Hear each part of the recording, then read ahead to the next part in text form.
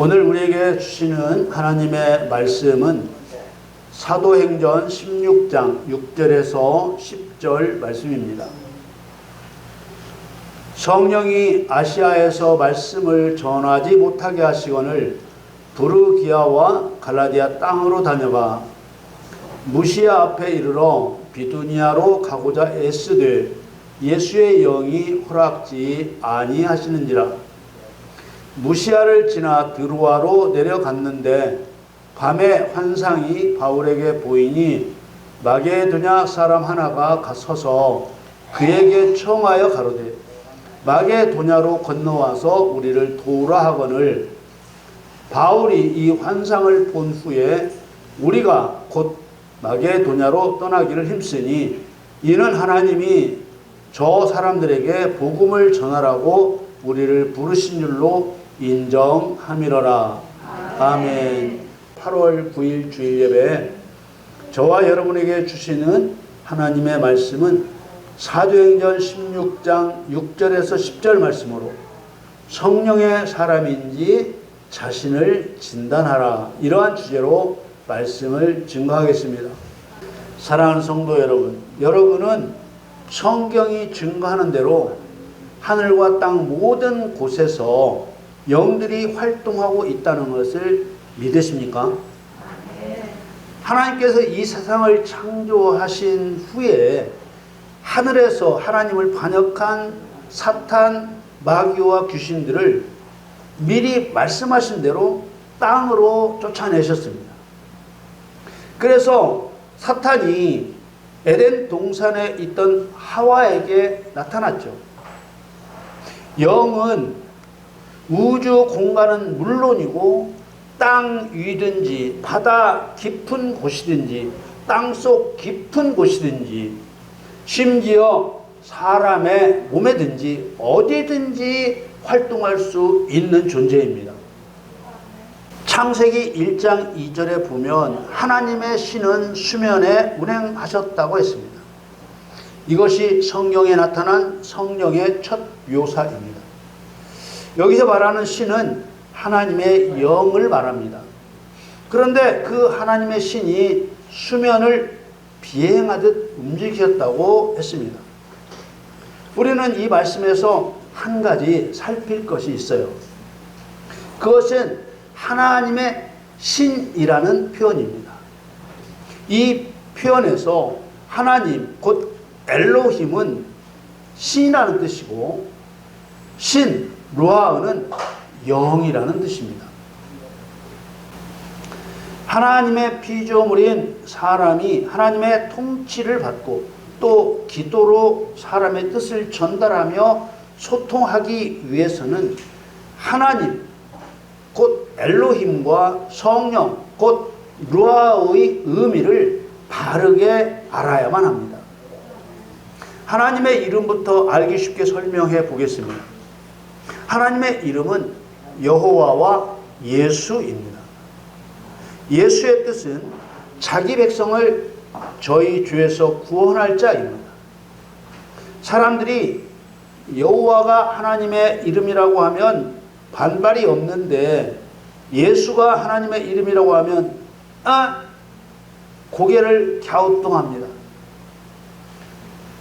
예수님께서는 나는 내 아버지의 이름으로 왔다고 하셨고 또 내가 내 아버지의 이름으로 행하는 일들이 나를 증거하는 것이라고도 하셨습니다. 예수님과 하나님은 한 분 하나님이십니까? 따로따로입니까? 그러면은 예수님이 하나님이니까 예수라는 이름은 하나님의 이름이에요? 다른 존재의 이름이에요? 하나님의 이름입니다. 그런데 창조주이신 신 하나님은 한 분이신데 하나님이 창조하신 피조물인 사탄도 자신을 신이라고 합니다. 사탄과 다른 피조물도 자신을 신이라고 거짓 주장을 합니다. 그래서 창조주 하나님을 구별되게 하는 다른 방법이 필요합니다. 그렇다면 창조주 하나님과 피조물인 거짓 신을 구별할 다른 방법이 무엇일까요? 그것은 바로 능력입니다. 이미 설명을 드렸죠. 하나님은 못하실 일이 없는 능력을 가지고 계십니다. 거짓 신들도 하나님이 주신 능력이 있지만 피조물이기 때문에 하나님의 능력과 같지 않습니다. 신으로서의 능력은 영으로 존재하기 때문에 나타낼 수 있습니다. 하나님의 영 루아흐는 모든 것을 초월하시는 전능하신 존재입니다. 그러나 다른 영은 하나님의 피조물이기 때문에 하나님의 능력 아래에 있습니다. 그 능력이 얼마만큼 차이가 있을까요? 하나님은 다른 영을 있게도 하시고 없게도 하시는 능력의 차이가 있습니다. 지금까지 내용을 정리해 보겠습니다. 하나님은 한 분이시기 때문에 여호와 그리고 예수는 하나님의 이름입니다. 여호와와 예수의 신이라는 말은 여호와 예수의 지위와 권능을 나타내는 칭호입니다. 하나님의 영이라는 말은 모든 것을 초월하시는 능력자이심을 나타내는 칭호입니다. 하나님의 영은 세상의 어떤 것으로부터도 제한을 받지 않고 세상이 하나님께 속해 있을 뿐 하나님은 세상에 속해 있지 않기 때문에 구별된 영이라는 뜻으로 거룩한 영, 곧 성령이라고 부릅니다. 시편 139편 말씀은 하나님의 영은 모든 곳에 계신다는 것을 알게 해줍니다. 시편 139편 7절 8절에 내가 주의 신을 떠나 어디로 가며 주의 앞에서 어디로 피하리까? 내가 하늘에 올라갈지라도 거기 계시며 음부에 내 자리를 펼지라도 거기 계시니이다. 동시에 모든 곳에 계시는 하나님의 능력은 오직 창조주 하나님께만 있는 신비로운 능력입니다. 에레미야 23장 24절에는 나 여호와가 말하노라 나는 천지에 충만하지 아니하냐 이렇게 말씀하십니다. 하나님이 영이시기 때문에 동시에 모든 곳에 계실 수 있는 것입니다. 하나님은 우주 만물보다 크신 창조주이시기 때문에 전능하신 것입니다. 하나님은 시간을 창조하신 분이시기 때문에 시간에 얽매이지도 않으시고 천지를 창조하신 분이시기 때문에 장소에 얽매이지도 않으십니다. 그것뿐만 아니라 살아가시는데 그 어떤 것도 필요한 분이 아니십니다. 이런 하나님의 능력과 신비는 하나님이 영이시기 때문에 가능한 것입니다. 그러나 하나님이 창조하신 다른 영은 하나님이 허용해 주신 범위 내에서만 활동할 수 있는 피조물이기 때문에 하나님처럼 전능할 수 없습니다. 이런 전능하신 하나님께서는 자기의 영을 사람에게 주어 하나님의 뜻을 행하게 하시는 것입니다. 요엘서 2장 28절에서 30절 말씀을 보면 그 후에 내가 내 신을 만민에게 부어주리니 너희 자녀들이 장래 일을 말할 것이며 너희 늙은이는 꿈을 꾸며 너희 젊은이는 이상을 볼 것이며 그때 내가 또 내 신으로 남종과 여종에게 부어줄 것이며 내가 이적을 하늘과 땅에 베풀리니 곧 피와 불과 연기 기둥이라. 28절에 내 신 루아흐 영을 만민에게 부어주리니 라고 하셨고 29절에도 같은 의미의 말씀이 있습니다. 하나님께서 하나님의 영을 사람에게 주시면 사람이 능력을 행하게 된다고 말씀하십니다. 여러분에게 하나님의 영이 부어지기를 축복합니다. 아멘. 이사야서 11장 2절에 여호와의 신 곧 지혜와 총명의 신이요 모략과 재능의 신이요 지식과 여호와를 경외하는 신이 그 위에 강림하시리니 이 능력들은 사람이 하나님을 유일한 신이라고 증명할 수 있는 능력이요, 하나님을 경외하고 사랑할 수 있는 능력입니다. 우리가 기억하고 믿어야 할 것은 사람에게 성령을 주어 일하게 하신다는 사실입니다.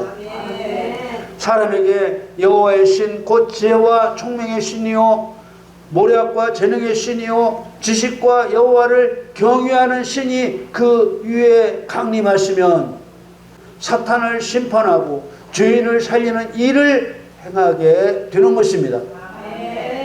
그래서 예수님께서는 나를 믿는 자는 나의 하는 일을 저도 할 것이요 라고 하셨습니다. 성령을 주시면 변화가 일어납니다.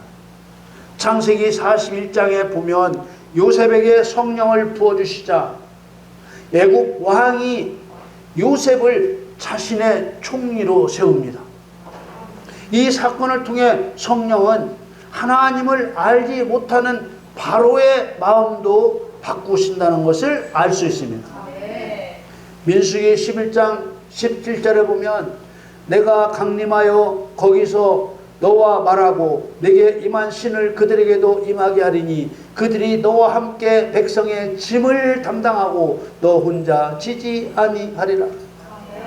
하나님께서 모세를 도울 70장로를 세우실 때 그들에게도 성령을 주어 모세의 동역자가 되게 하셨다는 말입니다. 기드온에게도 그렇고 삼손에게도 그렇고 다윗에게도 성령을 주어 하나님의 명령을 감당하게 하셨습니다. 모든 제사장, 선지자, 왕에게 성령을 주어 하나님 명령을 따라 하나님을 대적하는 자들을 심판하고 하나님 백성을 구원케 하셨습니다. 신약 성경에도 사가랴에게 성령을 부어주셔서 잉태하지 못하는 엘리사벳이 세례 요한을 출산하게 하셨습니다. 처녀 마리아에게 예수님을 잉태하게 하신 것도 성령으로 하셨다고 했습니다. 누가복음 2장에 보면 예루살렘에 사는 시몬에게 성령을 주셔서 태어나신 예수님이 앞으로 그리스도로서 행하실 일을 예언하게 하셨습니다. 여기까지는 오순절에 마가의 다락방에 성령이 강림하시기 전에 일어난 일들입니다. 이런 일들을 보면 창세로부터 지금까지 하나님은 영으로 일하신다는 것을 알 수 있습니다. 오늘 말씀을 보면 성령께서 사도 바울을 어떻게 통치하시는지 알 수 있습니다. 사도행전 16장 6절 7절에 성령이 아시아에서 말씀을 전하지 못하게 하시거늘 부르기아와 갈라디아 땅으로 다녀가 무시아 앞에 이르러 비두니아로 가고자 애쓰되 예수의 영이 허락지 아니하시는지라. 바울은 아시아 쪽으로 복음을 전하려 했으나 하나님의 계획은 그것이 아니었기 때문에 아시아에서 말씀을 전하지 못하게 하셨고 비두니아로 가고자 힘썼지만 성령께서 허락해 주시지 않았습니다.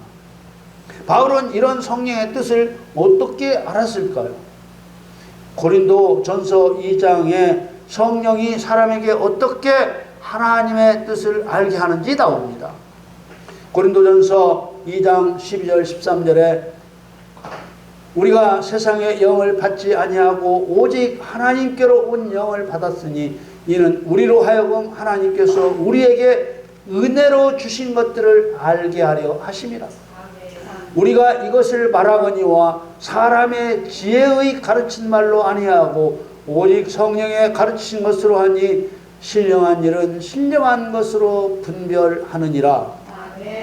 하나님께서는 아버지의 뜻을 행하기 위해 성령을 구하는 사람에게 성령을 주셔서 하나님의 뜻을 알게 하십니다.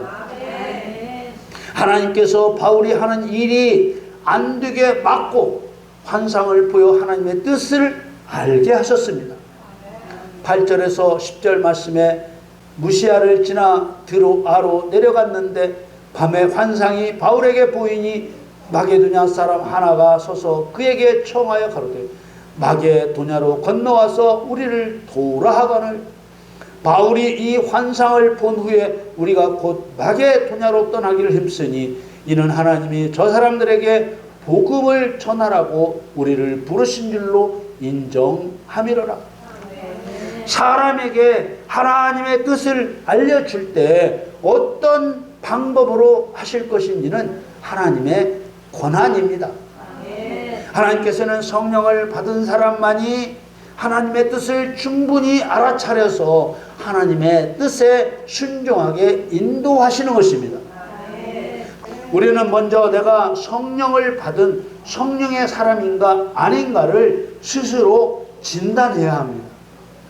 하나님 말씀에 순종하여 영의 일을 하고 있으면 자신이 성령의 사람이라고 진단할 수 있지만 그렇지 않으면 성령의 사람이 아니라고 진단해야 합니다. 성령을 받은 사람은 결코 자기 생각대로 살지 않고 하나님 명령에 순종하며 살아갑니다. 자기를 위해 살지 않고 하나님을 위해 살아가는 것입니다.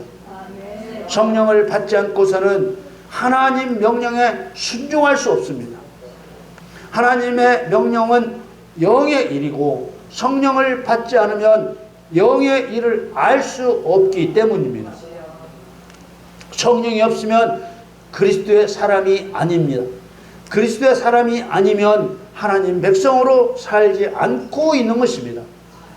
하나님께서 성령을 주시는 이유는 영의 능력으로 하나님 명령을 행하게 하려는 것입니다.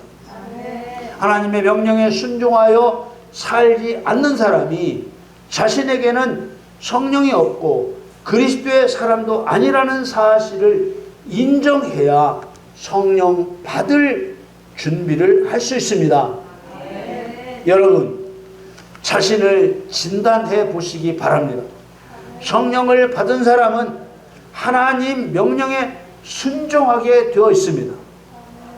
자신을 속이지 말고 자신 마음대로 예수를 믿고 있다면 마음을 바꾸고 성령을 구하고 성령을 따라 순종의 사람으로 살아가시기를 예수님의 이름으로 축원합니다.